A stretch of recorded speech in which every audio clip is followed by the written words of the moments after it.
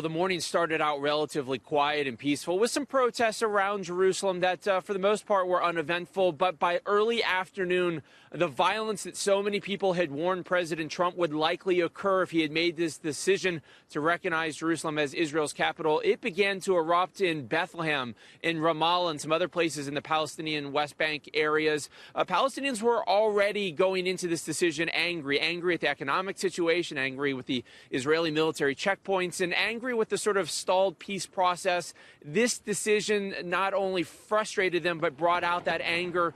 Clashes between Israelis and Palestinian taking place in Bethlehem, with Israeli security forces firing tear gas and Palestinians throwing rocks and using slingshots to fire rocks at Israeli soldiers. In Ramallah, we saw them burning tires and similar clashes, also in places like Hebron. In Jerusalem, it's a very different story. There were some smaller protests, some scuffles, but nothing major. There were cheers and celebrations among Israelis. Last night, they put images of the American flag on the wall of the old Jerusalem city. A lot of celebration and happiness, jubilation among Israelis. But the violence that we're seeing here in the West Bank, the question going forward, Bill, is very much, does this sustain itself? Is this something we're going to see for 1 or 2 days, this day or days of rage?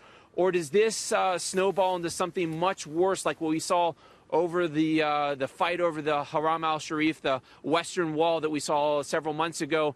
That has the potential, this has the potential to spiral into something like that, and that is what is potentially so dangerous and scary for people watching this area.